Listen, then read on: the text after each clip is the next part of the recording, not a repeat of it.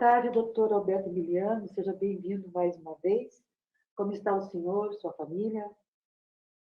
Boa tarde, Gil. Uma saudação a você, ao Sindicato dos Metalúrgicos e todos os trabalhadores e trabalhadoras que integram essa importante categoria. Eu estou bem, a minha família também, enfim, estamos tentando, na medida do possível, enfrentar essa pandemia e tentar lidar com a dor, com o sofrimento desse contexto tão trágico que assola o mundo inteiro. Certamente, doutor. Então, vamos já para a nossa primeira questão aqui, que eu gostaria que o senhor analisasse. No dia 7, último agora, que é um dia de reflexão, né, um dia criado pela ONU, que é o Dia Mundial da Saúde, cujo tema esse ano está linkado justamente à ideia de saúde e justiça, né? E na própria nota pública que o MPT emitiu nesse dia, ele faz referência a uma necessidade de igualdade, né? E que justamente a pandemia ela expõe essa vulnerabilidade, a dificuldade de acesso. Logo que a pandemia iniciou, ano passado, tinha aquela frase, né? Estamos todos no mesmo mar. Mas com o passar dos dias, não foi nem dos meses, já concluímos que o mar pode ser o mesmo, mas as embarcações são muito diferentes, né? Tem pessoas de iate, tem pessoas naquela pranchinha só tentando ali manter sua vida a duras penas, né? E nem sempre consegue, infelizmente. Mais um recorde ontem no Brasil, com mais de 4.200 óbitos. Então, doutora, eu queria que você fizesse uma reflexão sobre isso e com esse recorte no mundo do trabalho, né? Porque, infelizmente, não há esse índice, mas se fôssemos ver esses 4.200, quantos por cento dessas pessoas são trabalhadores de chão de fábrica, né? E quantas pessoas são pessoas, empresários, enfim, de outras áreas? Sabemos também que a pandemia acomete a todos, nesse ponto ela é democrática, mas ainda assim já há estudos suficientes para demonstrar que são as pessoas com menos condições que estão falecendo em maior número. Eu queria que o senhor falasse sobre isso, né, e com esse recorte do mundo do trabalho. Por favor, doutor. Bom, Gil, você faz uma reflexão ampla e você mostra de forma muito clara quais são os impactos sociais da pandemia. De fato, o vírus ele ataca todas as classes, todas as pessoas, homem, mulher, criança, enfim. Mas o aspecto social, nos permite fazer uma análise de que o coronavírus, a Covid-19, ela tem um impacto muito maior em relação aos trabalhadores, mas principalmente em relação aos mais pobres, aqueles mais necessitados, aqueles que não têm a condição de fazer o distanciamento social, aqueles que dependem de um trabalho precário para garantir a sua subsistência, ou seja, certamente essas pessoas são as grandes vítimas da Covid-19, né? Obviamente, pessoas de melhor poder, de maior poder aquisitivo, também foram acometidos por essa doença, mas estatisticamente os números não negam e mostram um quadro trágico de uma incidência muito mais dramática, muito mais letal em relação aos necessitados, aqueles que têm grande dificuldade de garantir a sua subsistência. Mas você traz também, Gil, um ponto importante, né? Dia 7 de abril, Dia Mundial da Saúde, data que nos faz refletir o que é a saúde no nosso contexto social, né? Ou seja, qual é a importância da saúde numa sociedade que pretende se constituir democrática. O direito à saúde é um direito fundamental assegurado na Constituição Federal, né?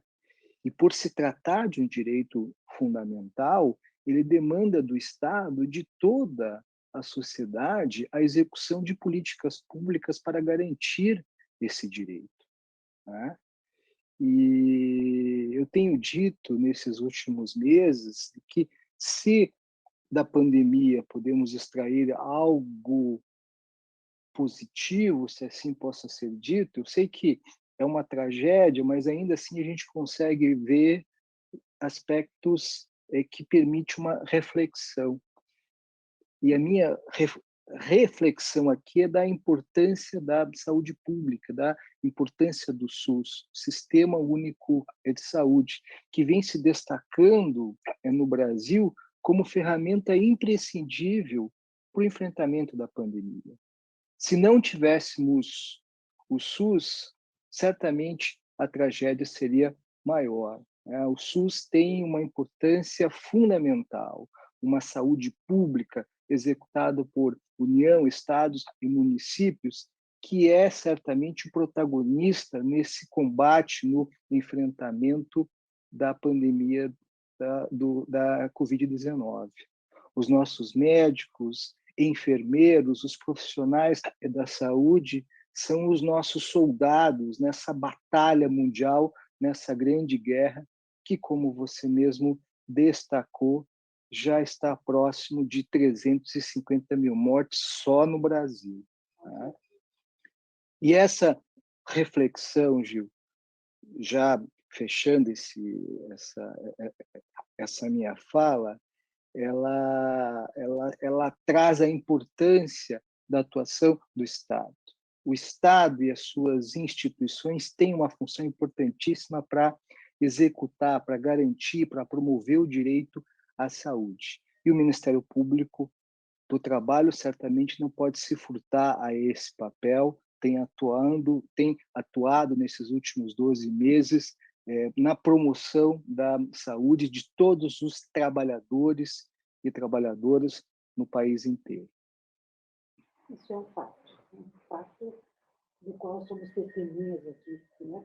Trabalhando dentro do sindicato e acompanhando toda semana ações do sindicato juntamente com o Ministério Público do Trabalho, ou até, né, quando fazemos parte aqui de um grupo que recebe informações sobre toda hora, todo dia, infelizmente, existe uma ação, existe uma diligência em relação a uma empresa que não está cumprindo, né, com os protocolos. Então, nós somos testemunhas aqui de que realmente o Ministério Público do Trabalho tem feito a sua parte. Doutor, o senhor fez uns comentários importantíssimos e que eu preciso aqui também pedir mais uma reflexão em cima deles. O senhor destacou aqui a importância do SUS. Realmente, sem ele, estaríamos muito pior. A importância do Plano Nacional de Imunização que seja feito pelo SUS, que pode garantir o acesso a todos. Nós temos percebido movimentos no sentido de tentar burlar isso, de fazer um fura-fila legal, né, aprovado pelo Congresso Nacional Brasileiro. E nessa semana agora aqui, ficou definido que as empresas podem comprar a vacina. Eu faço uma pergunta: se o governo brasileiro não está tendo acesso à vacina, seria um escândalo sem proporções, de repente, as empresas começassem a aparecer com vacinas. Então, teria alguma coisa muito errada. Mas, fora isso, eu quero uma análise sua sobre essa possibilidade legal agora de que os empresários possam comprar vacinas. E nem precisa mais doar para o SUS uma parte. Eu queria que você analisasse esse contexto. Bom, você traz uma questão importante, né? Que tem como matéria de fundo a falsa dicotomia, e eu tenho dito falsa desde o ano passado, né? Entre economia e saúde. Não há uma dicotomia, ou seja, a economia não vai voltar enquanto não tivermos saúde, enquanto não tivermos vacina. E isso tem ficado claro a duras penas, né? O que tem se verificado é que representantes de entidades patronais, grandes empresários, já se deram conta e têm vindo a público a dizer que a questão só vai se resolver quando tivermos vacina, né? O ideal seria que o Estado brasileiro bancasse políticas públicas para garantir que todo mundo ficasse em casa, garantisse o salário, garantisse empréstimos a juros subsidiados para as grandes empresas, médias, enfim, mas essa não foi a política adotada pelo governo federal. Então, ficamos nessa briga, ou seja, fica em casa, não fica, as empresas que optam por manter suas atividades tentam adotar um protocolo, todo mundo é de máscara, álcool gel, distanciamento, mas temos certamente o gargalo do transporte público, que é uma tragédia, é um foco de contaminação, e chegamos na questão da vacina. Tá? A vacina, e aqui eu recorro à autoridade médica, à ciência, que tem demonstrado que a única ferramenta efetiva de combate ao coronavírus, além, é claro, do distanciamento social e do uso de máscara, é a vacina. A vacina tem se demonstrado uma ferramenta efetiva para, dentre outras coisas, reduzir o número de internação e de transmissão comunitária do vírus. Bom, mas daí você me pergunta, como executar um plano, um projeto nacional de vacinação? Certamente essa não é minha praia, não tenho conhecimento de gestão pública, de logística, para dizer como executar esse projeto. Mas eu posso te dizer, Gil, que eu tenho uma intuição de que a fragmentação não será a melhor estratégia. A partir do instante em que vários grupos, várias empresas estiverem numa luta fratricida em busca da vacina, isso certamente jogará contra a imunização de toda a população brasileira. Com todas as vênias, com todo respeito, me parece que nesse momento em que tão somente 10% da população brasileira tomou a primeira dose, a execução desse programa tem que ser unificada. O SUS, o governo federal, tem que adquirir todas as vacinas e vacinar a partir de critérios técnicos. Né? Vacinar primeiro os grupos prioritários, os profissionais da área de saúde, as pessoas com mais de 60 anos, as pessoas com comorbidades, e só depois vacinar o restante da população. Essa me parece a medida mais efetiva. Eventualmente, daqui 6 meses, daqui 1 ano, onde já tivermos reduzido o número de mortes, ok, você permite que empresas, que laboratórios privados passem a fazer essa comercialização, como é feito, por exemplo, com a vacina da gripe. Mas nesse momento do auge da pandemia, com todas as vênias, me parece uma atitude equivocada e talvez até ausente de um princípio de solidariedade importante, repito, para um regime democrático. Certamente. Doutor, estamos já indo para o final, eu sei que o seu tempo é bastante exíguo, mas eu tenho 2 questões só mais para fazer. Nós estamos falando aqui em um número imenso de desempregados nesse momento. Juntando a isso, temos também as pessoas informais. Eu queria também falar que a fome, infelizmente, volta ao nosso país. Chegamos novamente à linha de pobreza extrema, o desalento só aumenta, existem campanhas de empresas particulares, de comunicação, enfim, de todas as áreas, né, sindicatos também, já em solidariedade a essas pessoas, arrecadando alimentos. O nosso auxílio emergencial, que foi aprovado, que está vigorando, o máximo é R$ 375, no caso das mães que são as chefes de família. Sabemos que o maior número é R$ 175, e também sabemos que foi pago em torno de 60 milhões de pessoas, 62 milhões de pessoas no ano passado, e esse ano está reduzindo mais de 50%, há uma restrição maior. Então, eu queria que o senhor também falasse sobre isso, porque é óbvio que o Ministério Público do Trabalho tem acompanhado também essa questão do desalento e da fome no país, e também queria uma análise sobre essa circunstância. Bom, eu parto do pressuposto de que um auxílio financeiro, um auxílio emergencial é política pública indispensável ao combate da miséria, mas não só isso, ao combate à proliferação do vírus, né?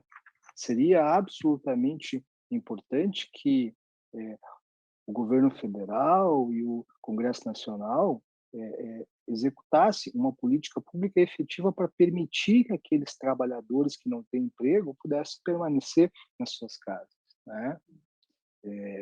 Quer me parecer que talvez o valor aprovado seja insuficiente para garantir uma subsistência digna, principalmente nesse contexto que você bem destaca, Gil, da fome que infelizmente voltou com grande força a assolar um percentual considerável da população brasileira. O Sindicato dos Metalúrgicos, entre suas pautas, destaca o auxílio emergencial não como um fator econômico apenas, mas também como um auxílio sanitário, porque, é como o senhor falou, se as pessoas tivessem recursos, poderiam ficar em casa. Como o recurso não é suficiente, eles são obrigados a ir para a rua para completar. E isso os expõe, e isso aumenta o número de pessoas infectadas e, consequentemente, de óbitos também numa outra forma. Doutor, para encerrarmos, eu queria falar de uma situação local aqui, então, do Paraná. Nós temos um comitê que foi criado no passado, foi uma luta do qual o Ministério Público do Trabalho faz parte, e esse ano, há umas 2 semanas, ele retornou, a princípio, dando a impressão para nós, aqui da população, com força total, e eu gostaria de saber a quantas andam, como é que está, se vocês têm se reunido, se vocês têm participado efetivamente dessas políticas de segurança em relação à pandemia, como é que está o andamento desse comitê, doutor? Bom, o comitê é uma iniciativa importantíssima, né? O Ministério Público não tem assento, não faz parte, Não faz parte. não faz parte, mas isso não é um problema, porque o comitê é tripartite, ou seja, Estado, empregador e empregados, e o Estado é representado pelo próprio Estado do Entendi. Paraná, pela SESA, enfim, Sim. ou seja, é devidamente representado. No âmbito do Fórum da Liberdade Sindical, Tá. defendeu-se muito a instalação desse comitê, por quê? Porque parte do pressuposto de que os representantes dos trabalhadores têm que fazer parte desse processo, né? Quando o governo do Estado, a Secretaria da Saúde, define políticas públicas para enfrentamento da Covid, é indispensável que os sindicatos profissionais participem desse processo, questionem questões relacionadas a o que é a atividade essencial, qual é a limitação máxima do transporte coletivo e qual é a responsabilidade das empresas nesse contexto, né? Então, certamente, a